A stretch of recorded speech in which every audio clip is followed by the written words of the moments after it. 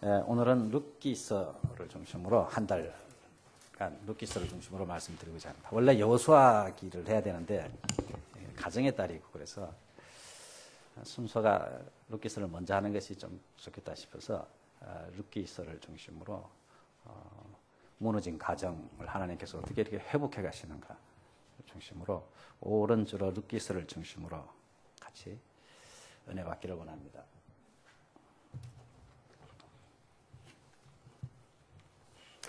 하나님께서 에덴 동산을 만드시고 그것에 아담과 이브를 하와를 그것에 두시고 제일 먼저 하나님께서 가정을 만드셨습니다. 가정이 굉장히 중요하죠. 그러니까 하나님께서 만드신 첫 번째 공동체가 가정입니다. 지금 또 모든 사회의 가장 기본적인 단위가 가정이지 않습니까? 가정이 건강해야 사회가 건강하고 가정이 건강해야 또 교회도 건강하고 가정이 다 건강해야 국가가 건강한 국가가 되는데 지금 사회 문제의 대부분 보면요. 가정에 문제가 있어서 거기서 자란 아이들이 사회 문제를 일으키는 경우가 엄청 많습니다. 거의 대부분이 그렇습니다. 가정이 얼마나 중요한가. 하나님의 참 은혜로 믿음 위에 굳게 서 있는 건강한 가정을 이루는 것이 무엇보다도 중요한 것 같습니다. 전도도 중요하지만 건강한 가정, 하나님이 기뻐하시는 가정을 세우는 것이 참 얼마나 중요한가. 중요하기 때문에 사탄이 끊임없이 가정을 공격해서 가정을 무너뜨립니다. 가정을 무너뜨리려고 합니다. 오늘 룻기에서도 보면은 완전히 절망적인 가정, 아무런 소망이 없는 가정, 완전히 무너진 가정을 하나님께서 이렇게 한 여성을 통해서 세워가시는, 회복시켜 나가시는 그러한 내용들이 오늘 나오고 있습니다. 오늘 1절에 보시면은 이 시대가 어느 때인가 하면 사사들이 치리하던 때라, 사사들. 여호수아가 이스라엘 백성을 데리고 들어가서 땅 분배를 다 했습니다. 그리고 약 300년 동안 사사시대라 그러는데 사사는 재판관 이런 뜻입니다. 다른 나라는 왕들이 있었는데 이스라엘은 왕이 없었어요. 뭐 뚜렷한 지도자가 없었어요. 왜 그러냐면 이스라엘은 하나님이 직접 다스리는 나라이기 때문에 왕이 필요 없었어요. 이스라엘 백성이 하나님 말씀을 잘 순종하고 따르면은 하나님께서 책임지고 이스라엘은 지켜주시기 때문에 왕이 없는 게 좋습니다. 여러분들 사실 바람직한 사회는 이 정치가들이 없는 게 좋아요.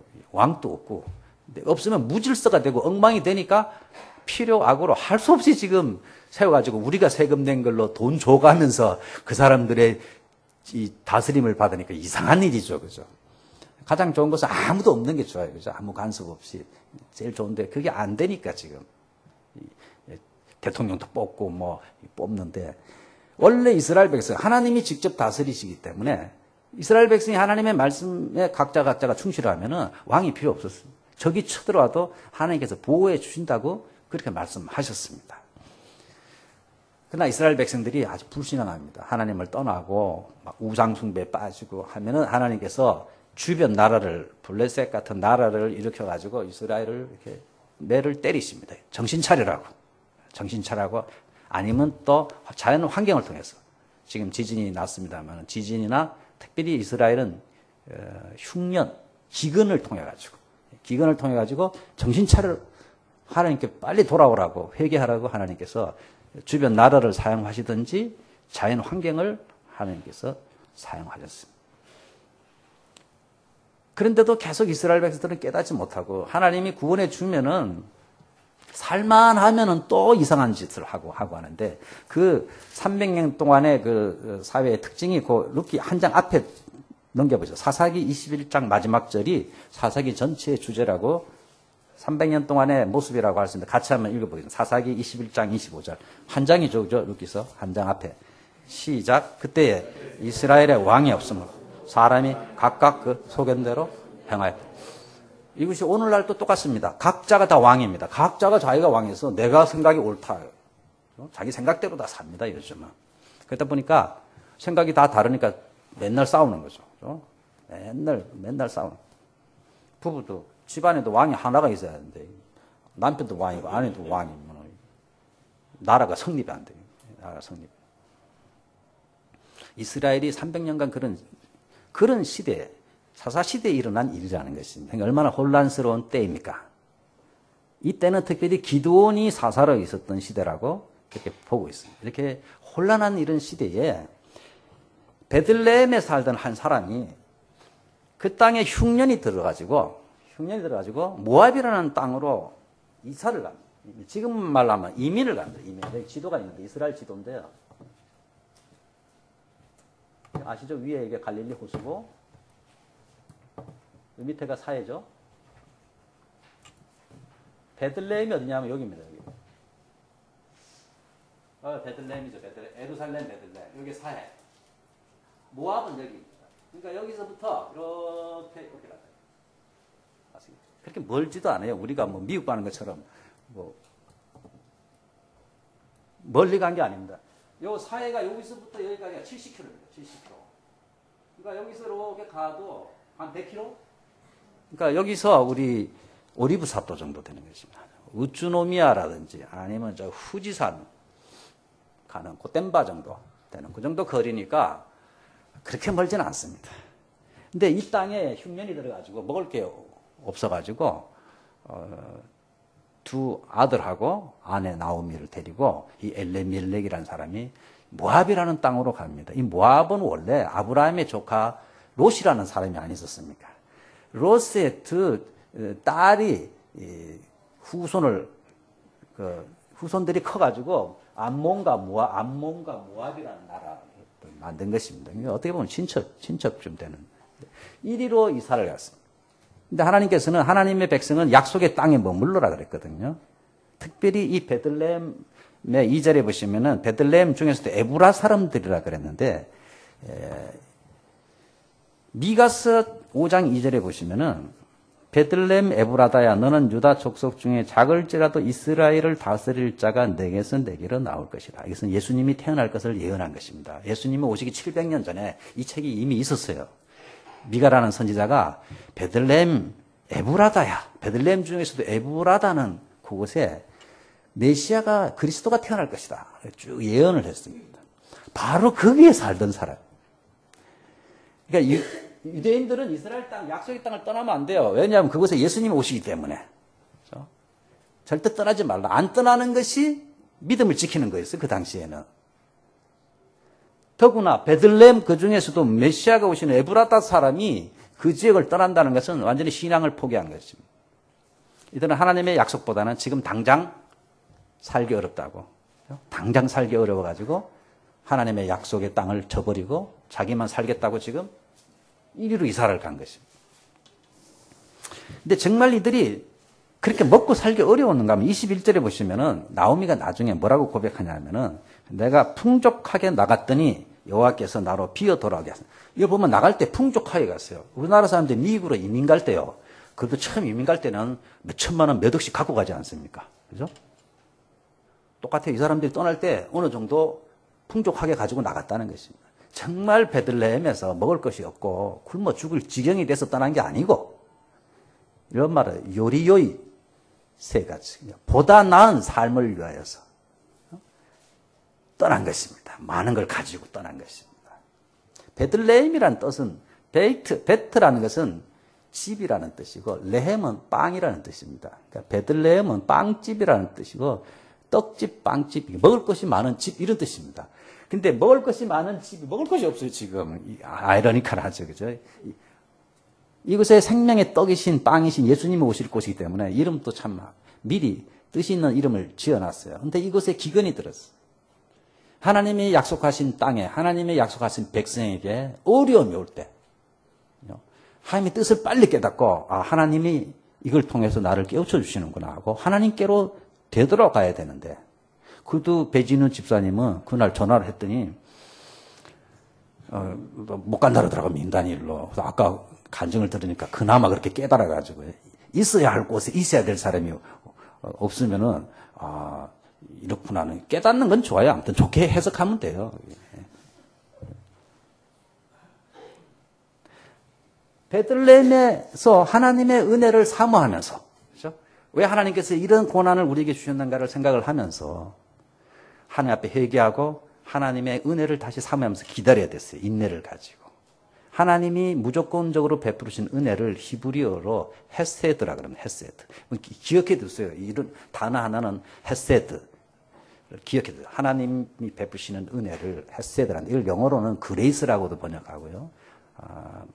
kindness, love, 여러 가지로 번역을 합니다. 하나님의 인자하심, 하나님의 긍휼하심, 하나님의 자비하심, 이런 게 다 원래 단어는 헤세드인데 우리나라 말로 번역할 때는 그때그때 따라서 다르게 이렇게 번역을 하는데, 이 루키서의 주제는 하나님의 헤세드입니다. 하나님이 베푸르신 엄청난 넘치는, 분에 넘치는 이런 은혜를 사모하면서 기다리세요. 그곳에서 머물러 있어야 되죠. 죽으면 죽으리라고 해서 하나님의 백성은 기다려야 됩니다. 그런데 당장 눈앞에 어려움이 오니까 살 곳을 찾아서 떠나버린 것입니다. 약속의 땅을 떠나버린 것입니다. 이 가장의 이름은 엘리멜렉인데, 엘리멜렉 이름의 뜻은 뭐냐면 엘은 하나님이라는 뜻입니다. 성경에 여러분 엘리사, 엘리야, 엘 나오죠. 이스라엘, 이 엘은 전부 다 하나님, 리는 영어로 마입니다. 나의. 그러니까 엘리, 나의 하나님.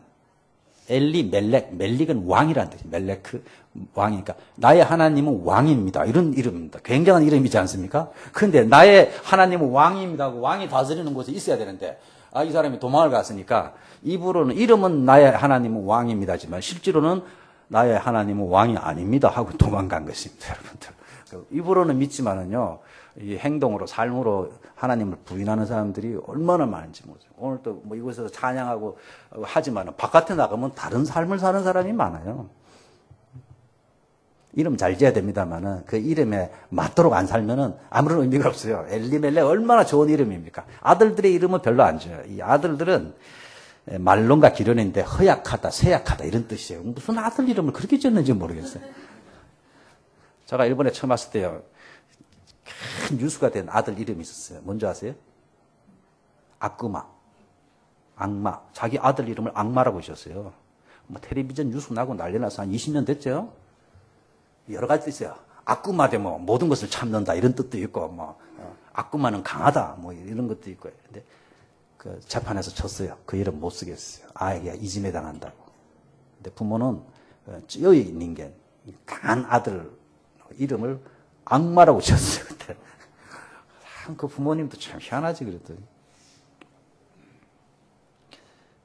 근데 사실 이름이 중요한 것이 아니고, 그죠? 이 엘리 멜렉은 얼마나 좋은 이름입니까? 하나님은 나의 왕이십니다. 그러면은 그 왕을 받들어 살고 그분의 말씀을 따라서 살아야 되고 그곳에 왕으로 모시고서 떠나지 말아야 되는데, 왕이 다스리는 나라를 떠나가지고 저 이방 나라에 우상에 가득한, 영적으로 아무런 도움이 안 되는 그곳으로 가족들을 다, 가장이. 사람들이, 모압 사람들이 볼 때 얼마나 웃기겠습니까? 이름을 부르면 알잖아요. 나의 하나님은 왕입니다, 야. 이렇게 부르는데, 니네 하나님은 왜 그 모양이냐? 니네들 하나 먹여 살리지도 못하냐? 요걸 얻어먹더라도 여기서 하나님 백성끼리 있으면 덜 저거 하잖아요. 근데 이방인들 사이에 가가지고 제대로 안 살면은, 우리 교회 안에서는 우리가 좀 실수해도 돼요. 실수해야 되는데, 안 믿는 세계에 가가지고서 예수 믿는 사람이 엉망으로 살면은, 배나 하나님 영광을 가리는 것이 되는 것입니다. 하나님의 백성은 있어야 될 곳에 있어야 됩니다. 여러분들 인격도 중요하고요. 다 중요하지만은 있어야 될 곳에 있는 것이 중요한 것입니다. 있어야 될 곳에 없는 것이 죄인 것입니다. 지난번에도 말씀드렸지만 최영호 선교사님 지난주에도 몸이 아파가지고 우리 고텐바이 선교사 수련회 가서 치료를 받았어요.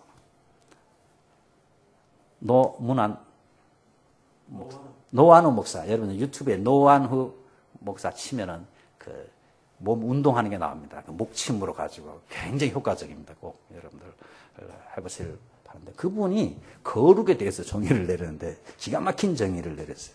있을 곳에 있지 않은 것이 거룩하지 않은 거다. 있을 곳에 있는 것이 거룩이다. 즉 뼈도요, 우리 몸도 하나님이 기가 막히게 만드셔가지고 뼈가 있을 곳에 제대로 있으면 몸이 아프지 않답니다. 몸 아픈 거 잘 보면 뼈에서 다 온답니다. 뼈가 이렇게 삐뚤어진다든지 모든 것이 거기서 오기 때문에 그분이 딱 놓고 우리 뼈를 교정을 해주더라고요.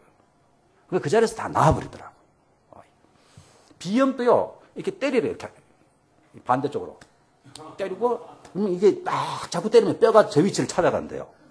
그러니까 비염이 나와버리는 거예요. 해보세요, 여러분들. 이렇게 때리고, 또 이쪽에 이렇게 때리고, 계속 때려요. 그리고 목침 안 있으면 그걸 뭐라, 경침?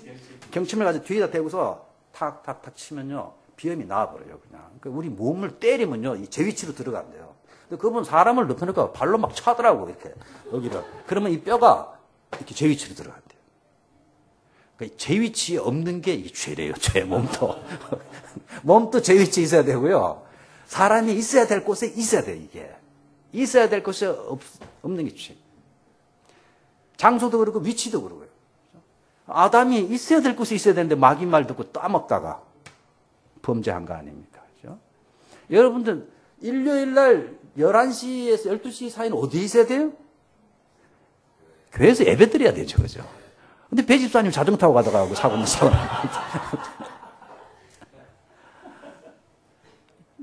일요일 11시에 가부키 쪽에 있다. 이상한 거예요, 그 사람은. 이상한 거예요, 그 사람은. 여러분들 있어야 될 곳에 그때 딱 있다는 게 복입니다. 이게 큰 은혜입니다. 큰 신앙이 없어도 있어야 될 곳에 딱 있는 것만 해도 큰 복입니다. 어려움은 있죠. 물론 그러나 이곳에서 하나님의 헤세드, 하나님이 언젠가는 베푸실 은혜를 사모하면서, 그렇죠? 지금 어려움이 있어도 은혜를 사모하면서 있어야 될 곳에 하나님의 백성은 있어야 돼요. 그러면 하나님이 때가 되면은 은혜를 헤세드를 베풀어 주시는 헤세드를.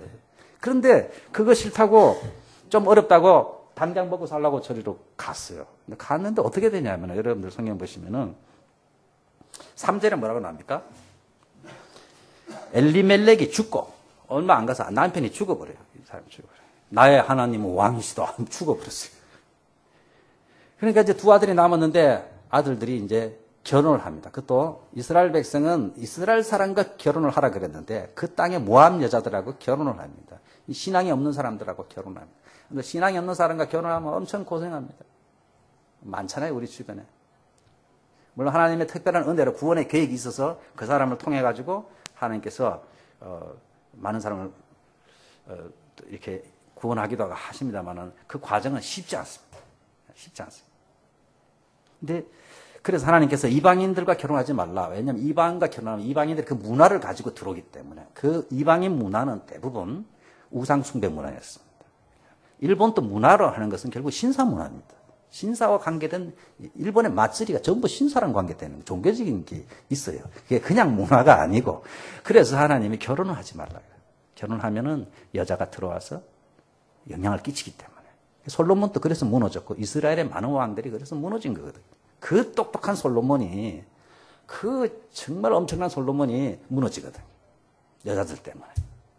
그들이 갖고 온 우상 때문에 무너집니다. 그래서 결혼하지 말라 그랬는데 이 두 아들이 그래서 결혼을 합니다.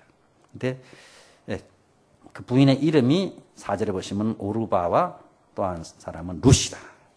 오늘 룻기에 나오는 이 루시, 이 며느리의 이름인 것입니다. 성경에 여자 이름을 따서 성경 이름 쓴 것이 두 개가 있는데 아십니까? 여자 이름으로 보통 남자 이름이나 이런 지명 이름인데 여자 이름을 딴 성경 이름이 있어요. 하나는 룻기고 하나는 에스더서. 에스더 여왕. 이 두 가지밖에 없어요. 두 개밖에 없어요. 그러니까 룻이 대단한 사람이죠. 성경 이름이 지었을 정도니까. 이 며느리가 룻입니다. 모함 여자였습니다. 한 10년쯤 됐는데 그곳에 간지 처음에는 아마 잠시 갔는지 모르겠습니다. 이 위기만 넘기면 다시 돌아가리라 했겠죠. 그러나 있다 보니까 형편이 안 돼가지고 우리 여러분들 중에서도 일본에 유학 왔다가 잠시 유학하고 가리라 했는데 못 가는 사람 많잖아 지금. 그죠? 다 뭐 여기서 살고 싶어서 사는 사람이 어디 있어요? 그냥 있다 보니까 뭐 취직하다 보니까 그냥 못 가가지고 그냥 이 나라에 붙잡혀가지고 그냥 사는 거예요, 여러분들. 저도 이 나라에 이렇게 살 게 아닌데요. 우리 집사람 만나는 바람에 여기 그냥 붙잡혀서 사는 거죠. 그러다 보니까 10년이 지났는데 5절에 보시면 10년이 지나고 나서 이 말론과 기디온, 그러니까 허약, 쇠약 이런 이름이 죽습니다. 허약해가지고 다 죽고. 그러니까 나오미가 먹고 살기 위해서 왔는데 남편 죽고 아들 둘 죽고 여자만 셋이나 뭐 여자만 며느리 둘하고 아무런 피가 연결이 안 돼 있는 며느리하고 시어머니만 셋이 남은 거예요. 그러니 이 나오미가 이곳에서 살 이유가 전혀 없잖아요. 희망도 없고 즐거움도 없고 그렇잖아요. 일가 친척들은 다 베들레헴 쪽에 사는데 자기는 혼자 이곳에 와가지고 먹고 살기 위해서 왔는데 남편 죽고 아들 죽어버렸으니 살아가야 할 이유가 전혀 없어요. 우리 하나님의 백성이 마땅히 있어야 할 곳에 없으면 안 되는 것입니다. 그렇죠? 하나님 없이 잘 돼도 문제예요. 잘 되면 점점 하나님께로 멀어지죠. 하나님 백성이 있어야 될 곳에 없을 때 여러 가지 어려움이 올 때 빨리 눈치를 채야 됩니다. 빨리 눈치를 채고서요. 하나님께 돌아가야 됩니다. 여러분들 마땅히 있어야 될 곳에 없어가지고 엄청 손해본 사람이 한 사람이 있는데 신약에 누군지 아세요? 요한복음 20장 24절에 보시면은 예수님께서 부활하셔가지고 제자들에게 나타나셨어요. 근데 그때 도마가 없었어. 도마가 잠시 어디 갔어. 왜 어디 갔는지 모르겠어. 한 사람만 없었어, 도마만. 근데 갔다 왔더니 제자들이 부활하신 예수님을 우리는 봤다. 예수님 진짜 부활했다 그러니까 도마가 나는 못 믿는다. 내 눈으로 직접 보고 손으로 그 못자국 난 손을 만져보고 창에 찔린 허리에 손을 넣어보고 직접 만지고 확인해보고 믿지. 그냥 너희들 말 듣고는 못 믿겠다 그랬어요. 딱 그럴 때 예수님이 다시 떡 나타나십니다. 그래서 예수님이 책망하시죠. 그죠? 만져보고 믿음 없는 자가 되지 말고 믿는 사람이 되라. 그러니까 이게 만져보고 보고 믿는 사람보다 보지 않고 믿는 사람이 더 복되다 그러니까 도마보다 여러분들이 더 복된 줄 믿습니다. 예수님 분명히 말씀하셨어요. 만져보지 않고 이 말을 듣기만 했는데 믿는 사람이 더 복을 받는다 그랬으니까 복된 사람이라 그랬으니까 복된 사람이죠. 여러분. 모든 사람은 꼭 봐야만 믿는 사람이죠. 내가 말해도 안 믿는 사람이 있어요. 저 우리 교인인데 정말 목회하고 싶지가 않아 그런 사람들. 목사가 말을 하는데도 안 믿어. 내가 확인해야만 된다.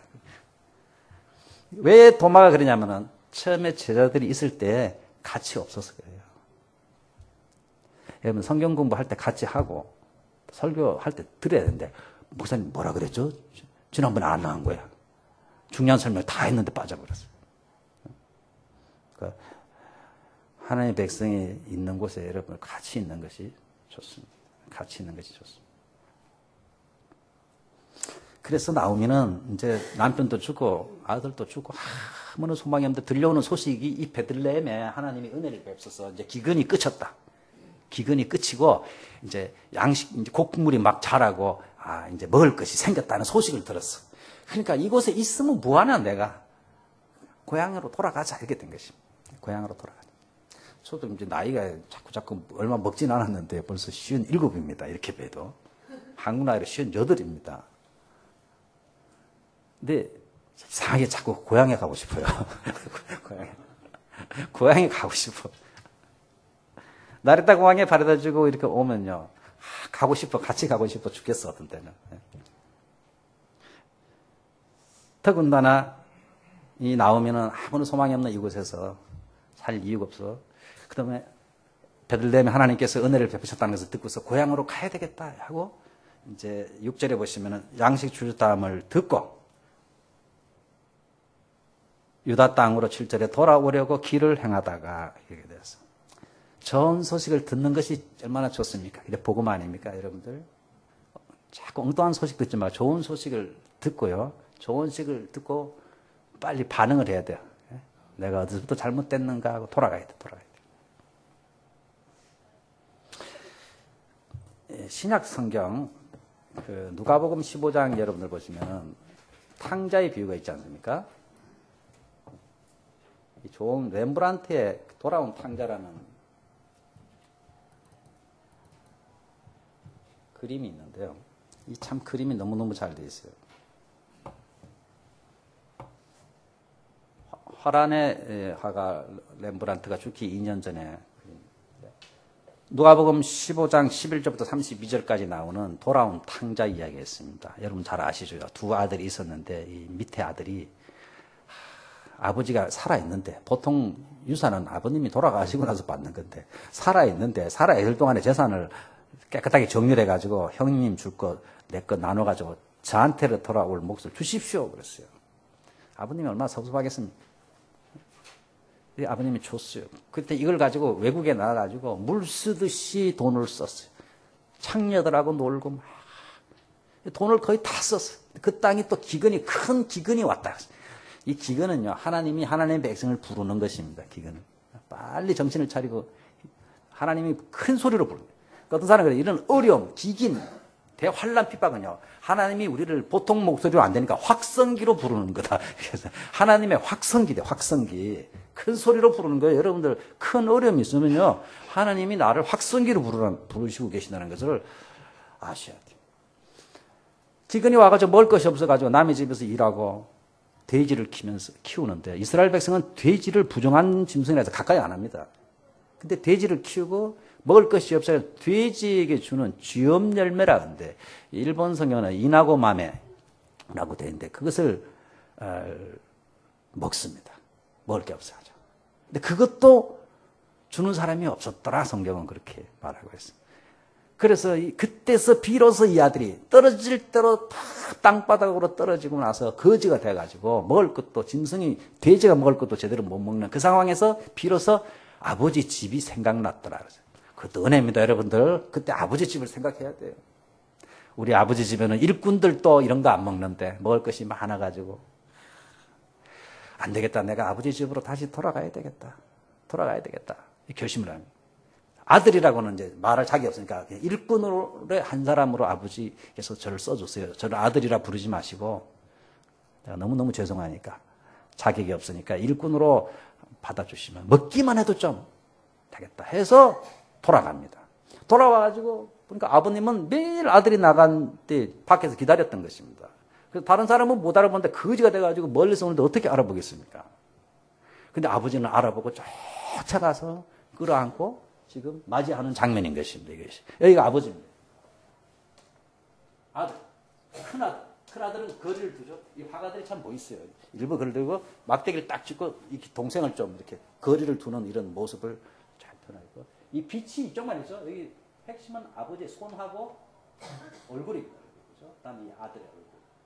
보통 화가들은 옆모습에서 돌아온 탕자 그림인데 이것은 뒷모습을 일부러 그렸어요.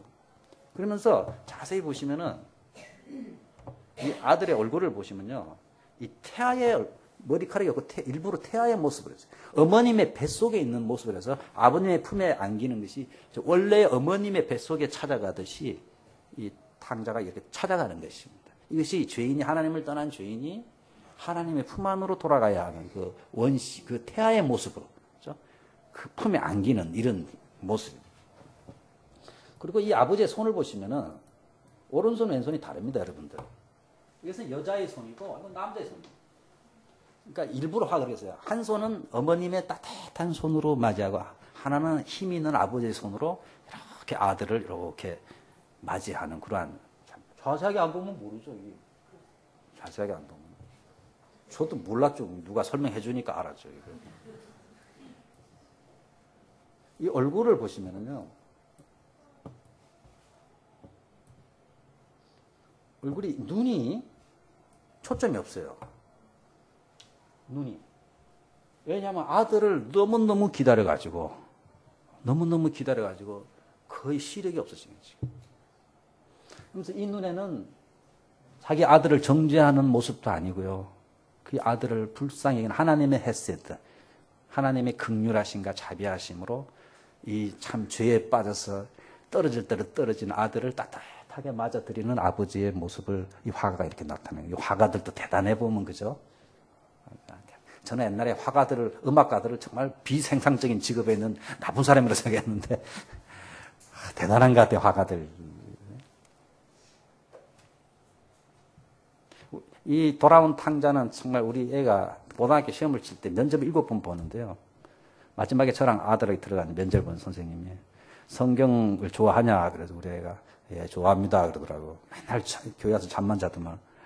그래서 이제 이거 면접 답 못하면 떨어지는 또 하나 그랬더니, 그럼 성경 어디를 좋아하냐 그랬더니 신약 성경을 좋아합니다 이러더라고. 거기까지는 좋았어요. 근데 신약 성경에 어디를 좋아하냐 또 묻는 거예요, 선생님이. 그래서 이 곤란하네, 이거 답을 못하겠더니 예수님의 다또에 반하시 비유를 좋아한다는 거예요. 그래서 이제 통과됐구나. 선생님이 또 묻는 거예요. 그러면 비유 중에 어떤 비유를 좋아하냐? 이렇게 묻네.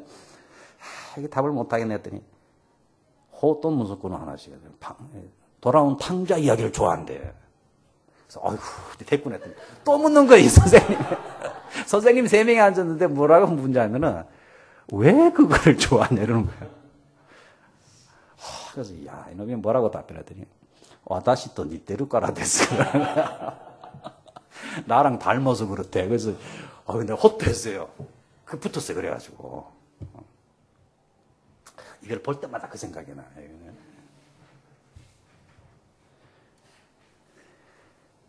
떨어질 대로 다 떨어져. 자기 마음대로 살았지만은 완전히 거지가 돼가지고 희망도 없고. 그때 문득 아버지 집을 생각해요.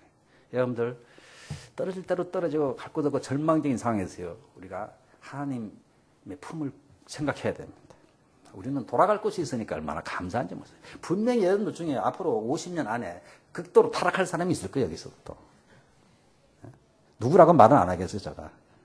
떨어질 대로 떨어질 사람이 분명히 나타날 거예요. 그렇더라도 오늘 말씀 생각하시고요. 이 아들처럼, 아까 아들이 완전히 옷도 거지고 신발을 한 짝 없고 다 갈라진 그런 걸 신고 거지가 돼가지고 태아의 모습으로 아버님 품에 머리를 아무 할 말이 없는 그런 상황에서 돌아올 때, 아버님이 이런 따뜻한 눈으로 이렇게 맞아주는 우리 하나님이 계시다는 것을 아셔야 돼요.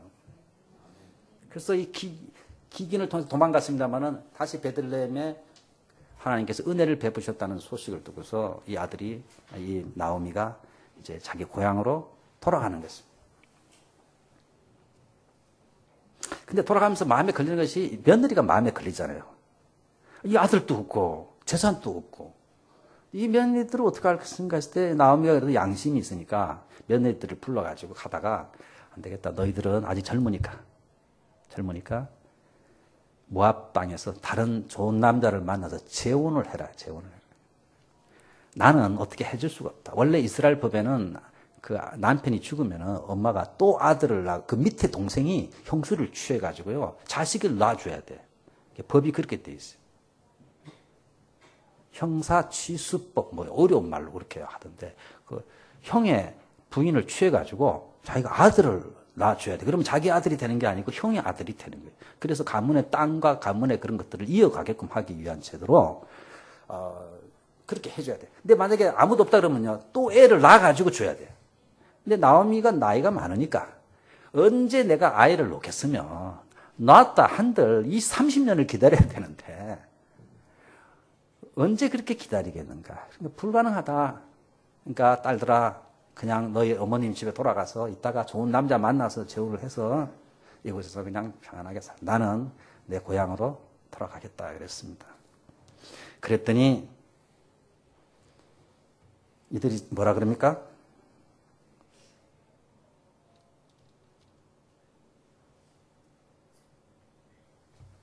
아니니이다. 그래서 10절에.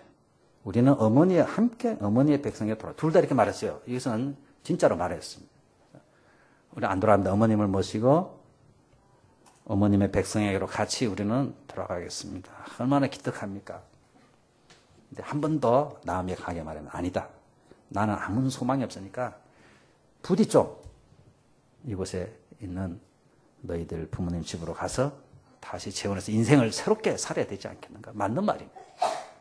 두 번째 이렇게 설득을 했을 때 오르바는 그걸 받아들입니다. 받아들여서 인사를 하고 떠납니다. 근데 룻은 14절에 보면은 입 맞추되 룻은 그를 붙쫓았더라. 완전히 딱 달라붙어. 아닙니다. 어머님하고 같이 하겠습니다 하고 달라붙었어요. 이 두 며느리의 선택이 여기서 갈라지는 것입니다. 우리는 여기서 오르바를 나쁜 여자같이 봅니다. 오르바는 절대 나쁜 여자가 아닙니다. 지극히 상식적이고 당연히 이렇게 해야 되죠. 그렇죠? 이 오르바가 왜 나쁘게 되냐? 룻이 너무 잘해가지고 그런 거예요. 여러분들 교회에서도요, 너무 잘하는 사람이 있으면 나는 보통을 하는데도 내가 나쁜 놈 같아. 제가 집에서 잘하는데도요, 여러분의 만약에 남편들 중에 집에서 모든 청소를 다 하고 설거지를 다 하고 뭐 다 이런 남자가 있다 그러면 괜히 우린 나쁜 사람 되는 거예요. 제발 그러지 마세요. 그렇게 하더라도요, 저 표시내지 마세요. 너무 잘해버리면은 다른 사람이 요것도 먹어요. 이 오르바가 나쁜 여자가 아닙니다.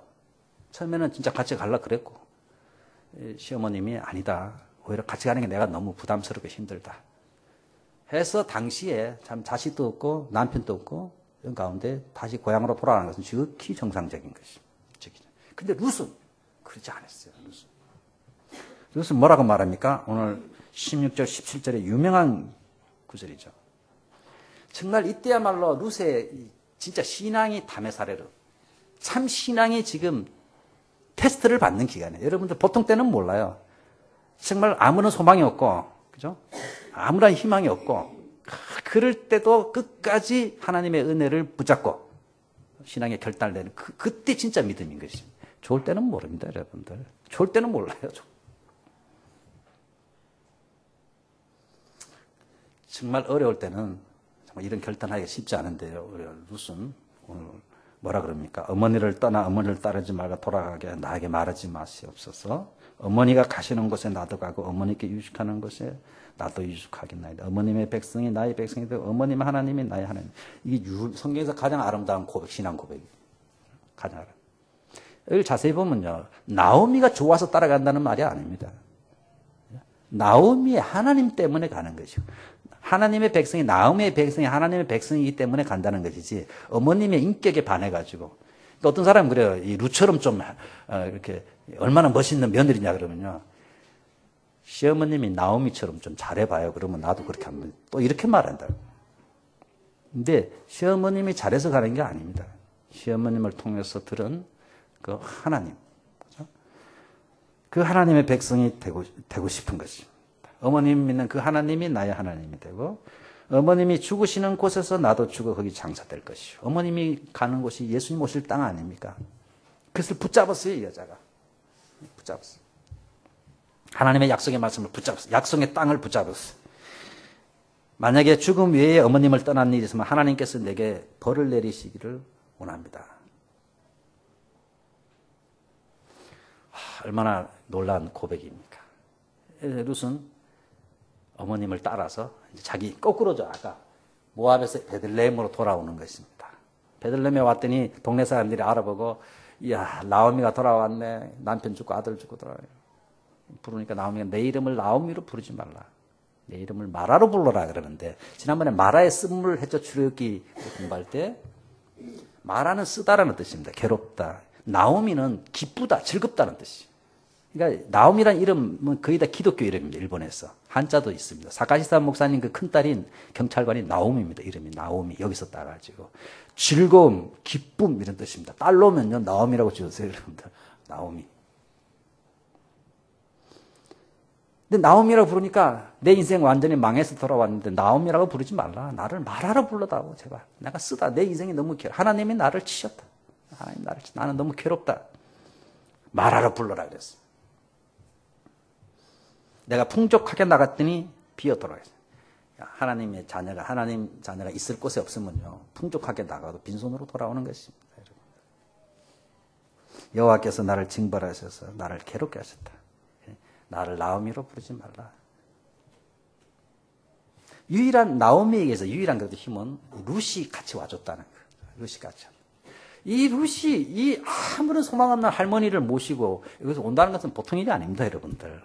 이제 남은 거라고는 고생밖에 없습니다. 돌아가실 때까지 모셔야 되잖아요. 자기 혼자 사는 것도 어려운데 돌아가실 때까지 모셔야 되고 남편도 없고 시어머님과 룻을 연결하는 연결고리가 하나도 없어요. 남편이 있을 때는 남편이 통해서 시어머님과 연결이 됩니다. 자식이 있으면 자식을 통해서 연결이 되는데 그것도 아니에요. 그럼 자식도 없고 남편이 없으면 시어머님이 재산이라도 많으면은, 그죠? 그게 또 연결이 돼요. 재산이 많으니까. 그걸 보고서라도 좀 따라가고 하는데, 재산도 없어. 뭐 아무것도 없어요, 지금. 그러면 이 두 사람을 연결하는 게 뭐냐. 오늘 가정들이 많이 깨지고, 그죠? 서로 다른 상황에서 자라가지고요. 특별히 일본에 와 있는 저희들 국제결혼하신 분들 더욱더 그렇습니다만, 문화도 다르고, 언어도 다르고, 뭐, 공통 연결될 게 아무것도 없어요. 아들도 죽고 남편도 죽고 같이 살아야 될 이유가 없어. 같이 살아야 될 이유가 없어. 연결고리가 반드시 있어요. 무엇이 룻과 이 아무런 희망이 없는 이 시어머님을 묶었는가? 연결고리는 있어요. 그것은 하나님의 헤세드입니다. 하나님의 은혜를 체험한 사람입니다. 그 하나님의 은혜를 받아가지고요. 이 헤세드라고 하는 것은 의무적으로 하는 것이 아니고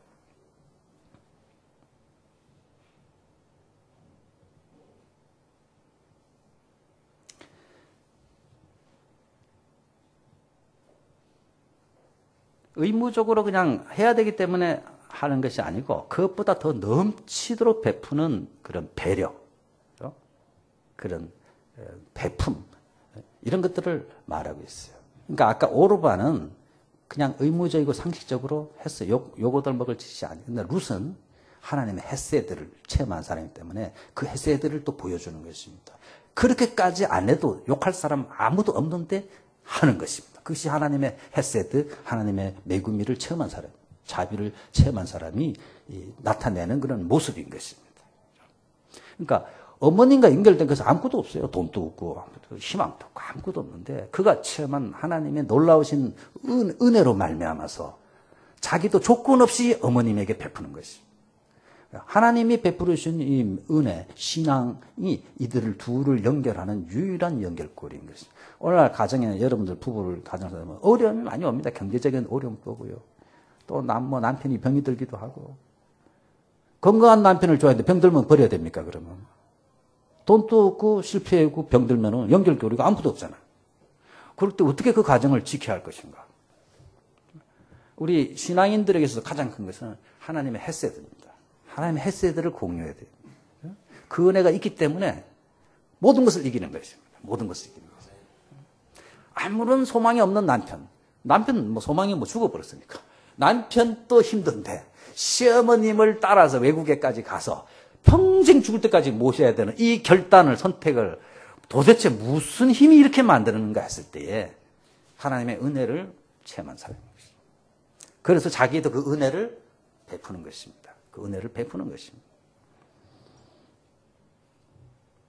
그것만이 무너진 가정을 살릴 수 있습니다. 여기서 룻이 따지고 떠나야죠, 가정. 이 가정은 회복할 가능성이 전혀 없어요. 회복될 가능성이 없어요. 우리가 상식적이고도 합리적이고도 그렇게 하면요, 회복 안 될 일이 너무 많습니다.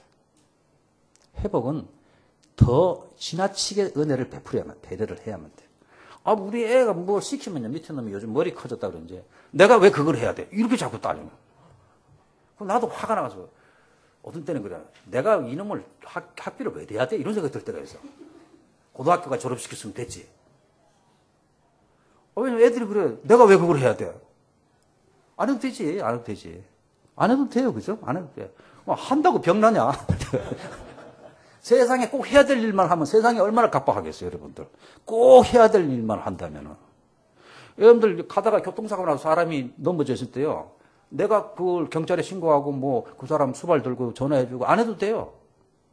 안 붙잡혀갑니다. 안 붙잡혀. 내가 법을 어긴 것도 안 돼. 보고 그냥 지나가도. 내가 꼭 그걸 해야 됩니까? 안 해도 돼요, 그거. 그러나 세상 사람이 다 그렇다면 이 사회가 어떻게 유지가 되겠습니까?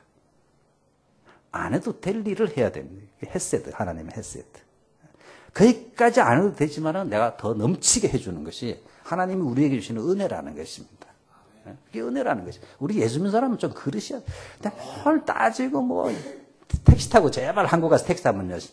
이런 10원까지 계산하지 마세요, 여러분들. 10,000원 단위는 그냥 주세요, 10,000원. 얼마나 고생들 하십니까? 저는 택시 타고 간증거리가 많아요. 김포공항에 탔다가요. 갑자기 몇만 원 내라도 합정동까지 가깝다고. 어저께 워크힐까지 갔는데 일본 사람한테 10만 원을 받았대나 십몇 년 전의 이야기입니다.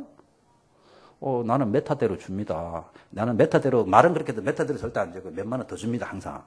근데 그냥 일부러 그 사람이 계시면서 메타대로 갑시다. 그랬더니요. 못 가겠대. 88도로 입구에서. 그래서 그럼 내리겠습니다. 그랬더니 내리라고 그러더라고. 88도로 입구에서 내려가지고 트렁크 끌고 김포공항으로 다시 돌아갔어요. 나도 성질이 더럽지만 그 사람도. 제가 웬만하면 한국에서 택시 타면 고생들 하시니까 그냥 절대로 잔돈 안 받습니다. 2,000원 나오면 10,000원 주고 8,000원 드려버립니다. 그냥. 내가 부자라서 그런 것이 아니고 한국에 자주 나가는 것도 아닌데 우리는 하나님께 은혜 받은 사람은요. 너무 째째하게 굴면 안 돼요. 우리는 항상 더 넘치게 베풀어야 돼요. 더 넘치게 베푸셔야 돼요. 그 바쁜 기사들 그냥 골목골목까지 가가지고요. 내리시지 마시고. 그러면서 온갖 교회 이야기 다 하고는 골목골목까지 가지고 빠꾸도 하기 힘든 데까지 가가지고는 가면서 얼마나 욕하겠습니까? 예수 믿는 것들을. 좀 대로에서 내리시고 한 100m는 그냥 걸어가세요. 가시고. 그 남은 돈 줘보세요. 절대로 교회 욕 안 합니다. 절대로 욕 안 합니다. 일본에서도 제가 남는 동 일본 기사들은 인사를 더 잘하잖아요. 100원, 200원 남은 거 주면 그 별거 아닌데도요. 막 어떻게 고마워하는지. 100원, 200원 가지고 그렇게 인사받을 수 있습니까, 여러분들? 기분이 그렇게 좋은 거 내가 왕이 된 것 같아요, 막. 그러니까 헤세드가 사실 자기에게 좋습니다. 헤세드를 베풀면.